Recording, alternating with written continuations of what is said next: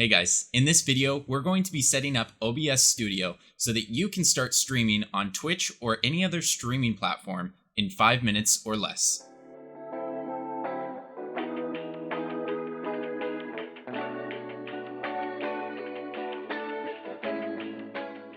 Hey guys, my name is MarvelBug from MarvelBug Gaming, and I have been streaming for almost a year now on twitch.tv. If you have any questions about OBS, about this video specifically, or any videos in the future, feel free to hop in and ask those questions, or just come by to play some fun games. We stream every Wednesday, Thursday, Saturday, and Sunday. Hope to see you there. The goal of this video specifically is to get you introduced into OBS and start learning how to actually play around with the program. We're not going to be going over how to design your specific stream because my stream may look very different from yours. However, what we are going to do is we're going to take a look at the software as a whole and figure out how to use it most effectively to stream to audiences that are small and large. At its core, OBS, or Open Broadcasting System, is exactly what it sounds like. It's an open source, free software that you can use to broadcast to thousands of different people online. This piece of software is one of the most popular pieces of software for streamers to be using on the market today. There's other streaming software such as Streamlabs OBS and even XSplit, but OBS tends to be the most popular simply because it's free, and once you start setting up, the possibilities for your stream are absolutely endless. First things first, before we even take a look at the software, you need to write down what you're going to be streaming to your audience. Are you a streamer who is just focused on the mechanics of the gameplay and don't want to distract your audience from really big plays? Maybe you don't want to use a webcam, and maybe you don't want to use a microphone. That's okay, OBS can do that. Or maybe you're on the opposite side and you're more concerned about the fact of connecting with your community by giving them something to look at, particularly your face. Giving people a facial expression is sometimes really important to different streamers. For me, I love my community being able to engage and watch my facial expressions whenever they tell me one of those really cheesy dad jokes, or when I get a crazy hit in Smash Bros. Again, with OBS, the possibilities are limitless. So first things first, take out a piece of paper and write down everything that you want your audience to be able to see, hear, or understand when you are streaming to them. This will help us when we're building out inside OBS. Once you have that written down, let's jump into OBS and start setting it up. The first thing that you're gonna do is just search OBS Studio or obsproject.com. I've also attached all the links in today's video down below, so feel free to take a look at those. I would suggest just downloading the installer. It's going to be the quickest and easiest way for you to start up OBS. After you are done downloading, you're probably going to get an auto configuration wizard. This isn't super important. We'll go over some of the settings here in a little bit. You can mostly just click through these. Just make sure that all of the information that is currently going in right now is correct information. When you get to your stream information, if you're streaming on Twitch or any other streaming platform, go ahead and connect that now so you don't have to worry about doing that later. They make it super easy to connect to your account just by connecting account here, and you can get your stream key super easily that way.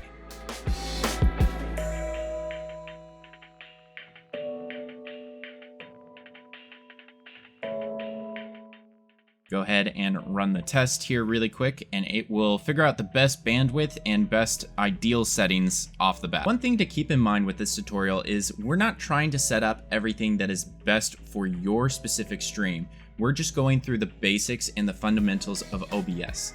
There's a lot of other really great tutorials out there from Harris Heller, Nutty, and others alike that help talk about bitrate and what type of streaming network you need, as well as other base canvases and everything that gets super nerdy. Let me know down in the comments below if you guys want me to dive a little bit deeper into some of the nerdier stuff here on OBS Studio. Aside from that, let's jump back in.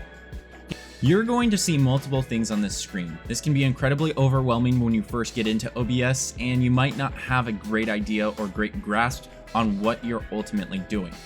This is where I want you to pull out your piece of paper.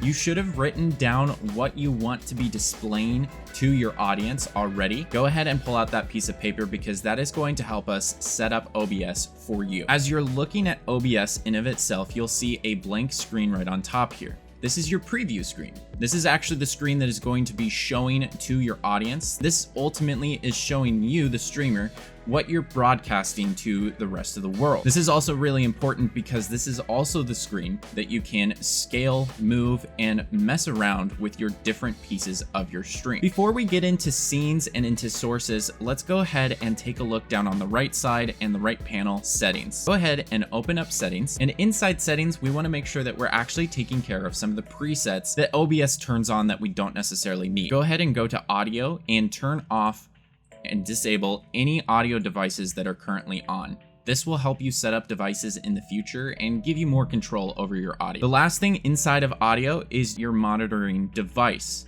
This is typically set on default, which isn't a big deal, but if you have a set of headphones or a pair of Bluetooth earbuds that you want to be sending audio to, make sure you select those, because this is what's going to be listening to your gameplay or other devices such as a game capture card. After taking care of those, go ahead and click apply and hit OK. Now looking at OBS, you should have a completely clean slate. You should have one single scene that is open and 0 sources, nothing in an audio mixer, and the rest should be completely blank. Let's dive into scenes, sources, and your audio mixer. Scenes are going to be groupings of your different sources. If you've been on Twitch or on any streaming platform, you've probably seen scenes like getting started, or ending soon, or even intermission scenes where you can talk with your chat. Those are scenes. You can easily switch between those two, but each and every one of those scenes holds different sources that allow you to play sounds, music, or even display something different, like your desktop screen or your gameplay screen. Now let's take a look at sources. Sources are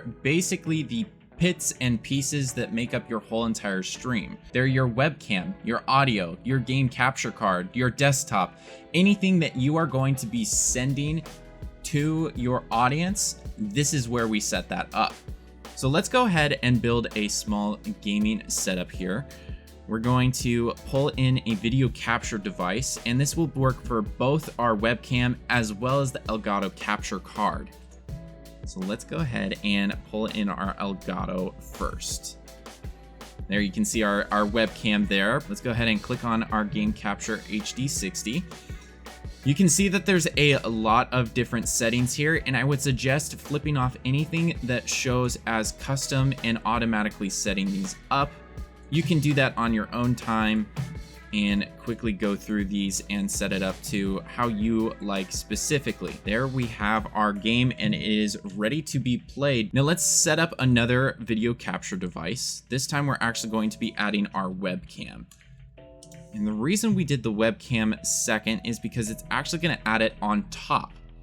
You can tell that depending on where we have our sources placed is where they will display. So if we put our Elgato on bottom, that means that we have our webcam now on top. So let's shrink this guy, and most streamers kind of stick it around here or on the left side there.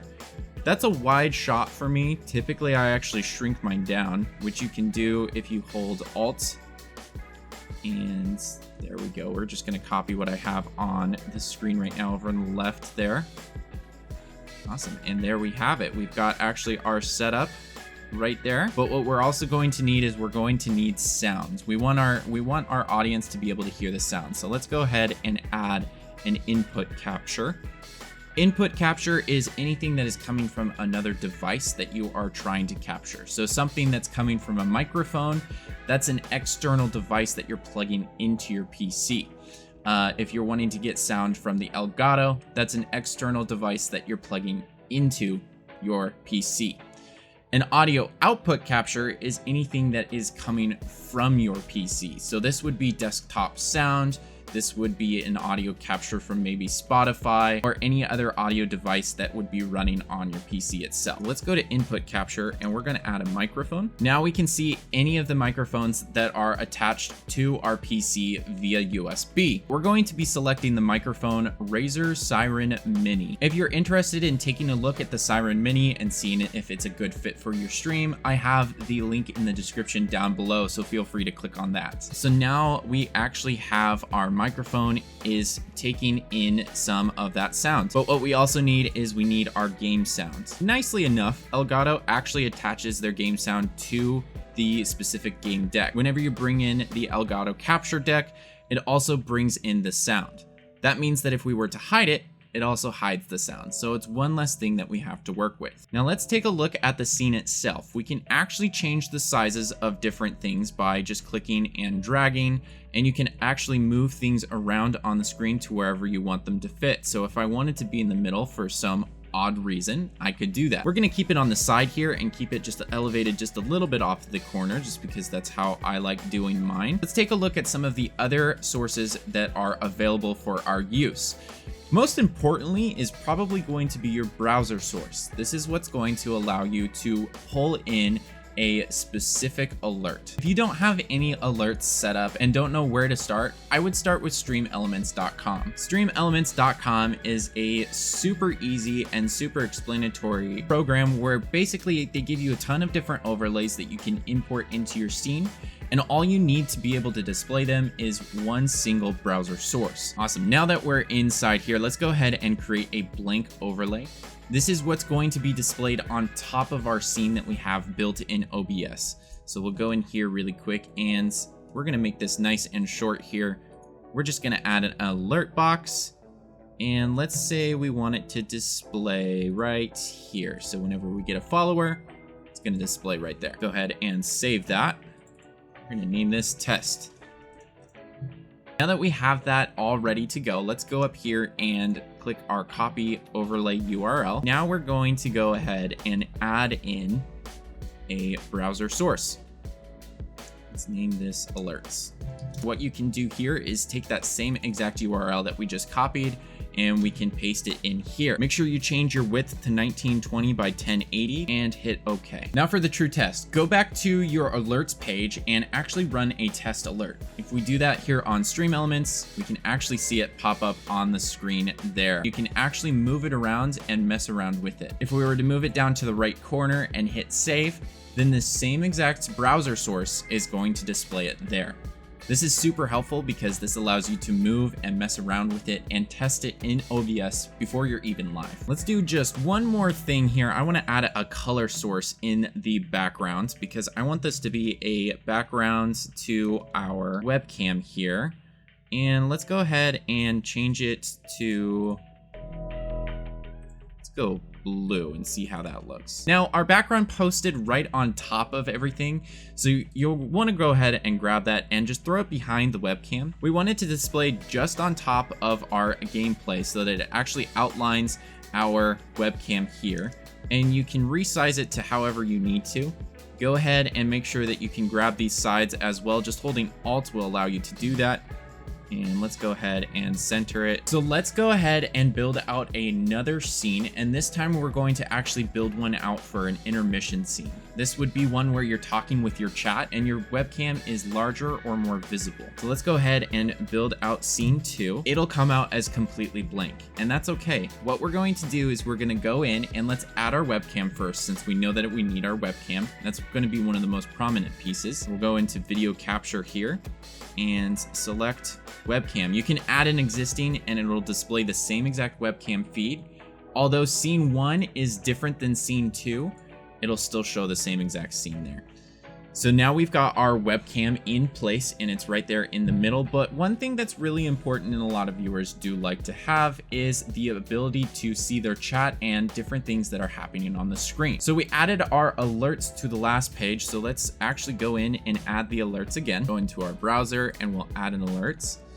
But one thing that our users are saying is that they really want to see the chat on the screen. So now that we have the alerts in place, let's go ahead and go back to Stream Elements and build in a chat. So now we're back inside of Stream Elements. Let's go ahead and add a brand new source here. And this we can actually, let's just search chat to easily pull it up. It's going to be in Stream Tools and your stream's chat. Now we can see that our chat box is right here. And now that we have that in place, you can mess around with the colors, the positioning, and the sizing of that box specifically. But let's go ahead and test this. I've opened up my stream manager. So if we go test, hello, this is Marvel Bug. It should pop up inside of our chat. And there we can see that it is correctly working So we're gonna hit save, and let's go back into our scene. There is that box there. It is working correctly. And now when I type inside of chat, we can see that down there in the corner, it is all popping up. On top of that, if we are to have a follower, then we've also got that alert that pops up right aside. And finally, to finish this out, we want to make sure that we do have our audio input for the microphone, since it's really important that your audience hears you at this point. Now, there's a few more things that you're going to want to test and make sure are running correctly before you go live. The audio mixer is something that has been on the screen for a while now, and you're probably wondering, what does an audio mixer do?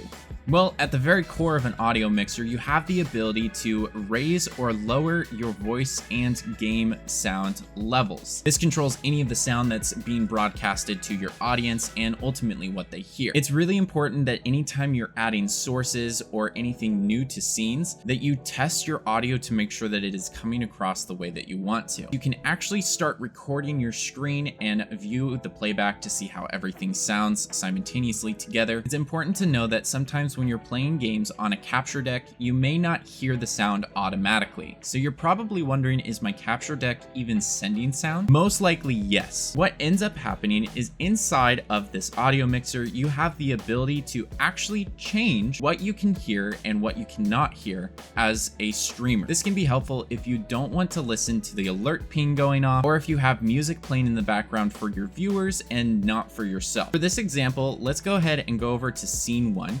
and go to our Elgato. It's really important that while I'm playing my game, I can actually hear my audio. And so I'm gonna go into advanced audio properties and find the Elgato one. Now from this Elgato, we can see that the monitoring is off. Remember that audio monitoring device that we set up in settings at the very beginning of the tutorial? That is the device that this monitoring system is going to be sending to. Go ahead and click on that and click monitor and output. This will both send audio to your viewers as well as to your headset or wherever you are sending that monitoring device. There is no amount of devices that you can set this up with. You can actually do all of your sources or none of your sources. Ultimately, it's up to you as the streamer and what is going to distract you from your audience and what is going to help you with your audience engagement. Finally, let's take a look at transitions. Transitions, although important, aren't going to be the most detrimental thing to your stream. However, they do play an important role in how your stream looks when you're switching from scene to scene. If you take a look at scene 1 and scene 2, when we click on scene 2, we have a nice little fade there. This is typically one of the easiest ones to use, but there are a few other transitions that you can use. I'm not going to get into the depth of a lot of these. Ultimately, the easiest and most straightforward one is a fade, and so you can actually change how long it takes to fade between each scene. Right now it's set at 300 milliseconds. Let's set it at 1000 milliseconds. This is 1 second in real time. You can see that it switches over a lot slower, but it also is a little bit smoother. I like to set a lot of my transitions at 800. Finally, let's take a deeper look at the settings of your OBS. There's a lot going on here.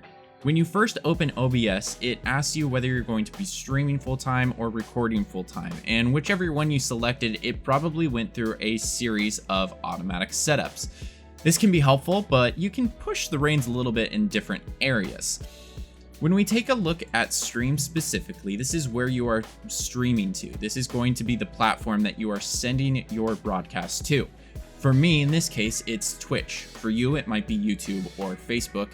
This is where you're going to be running and testing that. You can always test your bandwidth and test your network speeds through this enable bandwidth test mode. This won't let you go live on your streaming platform, but instead it will run on your network and see if your network is running fast enough or if it's starting to drop some frames. Your output tab is what you are sending over streaming or how you're recording and the different types of recording quality or formats you are using on your stream itself. If you need to change anything or if you have a faster encoder like the NVIDIA, go ahead and select one of those if it's going to help you run a lot faster. Your audio bitrate should be set at 160, and your recording you can set up however you like. I like to set up all of my recording files as MP4s or MOVs since they tend to be a little bit smaller with high quality contrast. Inside of your audio tab, don't worry about too much of this unless you need to change your monitoring device. Now the video tab is pretty self-explanatory. Your base canvas resolution shouldn't ever have to change from 1920 by 1080, but what does possibly have to change is your output resolution. This is the resolution that is being sent to your viewers, and in my case, I use 1280 by 720. If you start experiencing some issues with rendering lag, your network, or other areas, a lot of times setting your output to a lower resolution will help immensely. It's not always important that you're sending 1920 by 1080 gameplay, especially if the reason you're streaming is to show people your personality and reaction to specific games. The same thing goes with the common FPS value. This is your frames per second value. If you're having trouble streaming and people are complaining about your stream not running very well, or you're noticing it lagging or even kind of jumping around, go ahead and just change it down to 30 and test it at that and see how well it works. Your hotkeys tab is a really cool tab. If you don't have the ability to use a Stream Deck, whether on your phone or on another device, or actually have a Stream Deck, hotkeys are a great place to start. This lists every single button inside of OBS, and you can tag it directly to a specific button on your keyboard. This is really great for things like different sources if you want to switch sources on and off.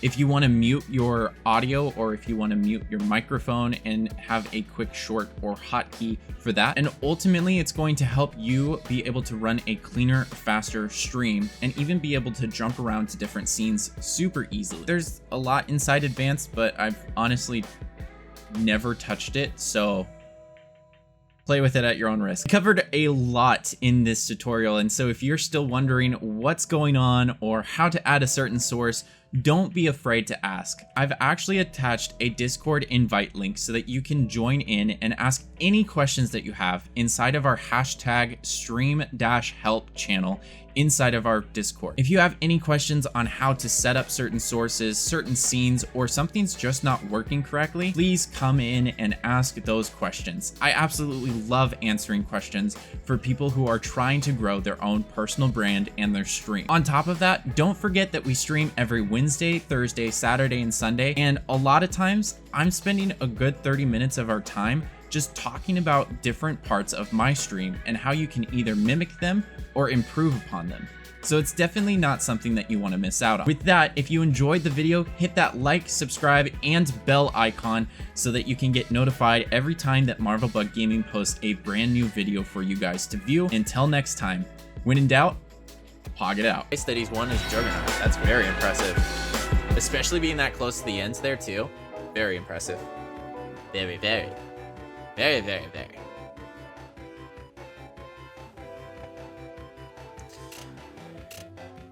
Ba-da-ba-ba-ba-da-ba.